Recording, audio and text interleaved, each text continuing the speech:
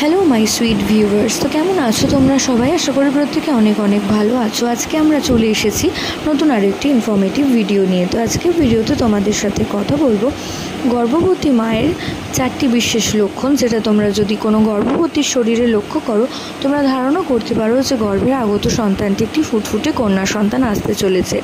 তো প্রথমত যদি দেখো, গর্ভবতী মা তার খাদ্যাভ্যাসে শুধুমাত্র মিষ্টি জাতীয় খাবারের প্রতি বেশি আকৃষ্ট হচ্ছে, তো সেক্ষেত্রে তোমরা ধারণা করতে পারো যে গর্ভের আগত সন্তানটি একটি কন্যা সন্তান আসতে চলেছে। দ্বিতীয়ত যদি দেখো, গর্ভবতী মা তার সন্তানকে কিছু ওপরের দিকে পেটে ক্যারি করছে, অর্থাৎ তার ভারবোধ ওপর পেটে বেশি মনে হচ্ছে, তো সেটাকেও কিন্তু কন্যা সন্তান আসার আরেকটি লক্ষণ হিসেবে ধরে নেওয়া হয়। তৃতীয়ত যদি দেখো, গর্ভবতী মায়ের চুল দিনে দিনে রুক্ষ শুষ্ক হয়ে যাচ্ছে এবং চুল প্রচণ্ড পরিমাণে উঠতে শুরু করেছে, এটাও কিন্তু গর্ভে কন্যা সন্তান থাকার একটি বিশেষ লক্ষণ।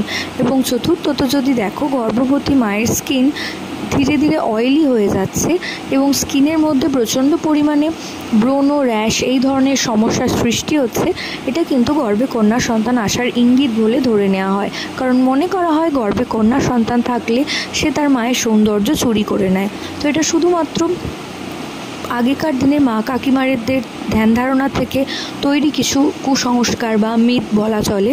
তো এর সাথে আপনাদের কতটা মিল রয়েছে সেটা অবশ্যই কমেন্ট করে জানাবেন। আশা করছি ভিডিওটা আপনাদের কাজে আসবে। প্রত্যেকে ভালো থাকুন, সুস্থ থাকুন, সাবধানে থাকুন এই কামনা করে ভিডিও এখানেই শেষ করছি। নমস্কার।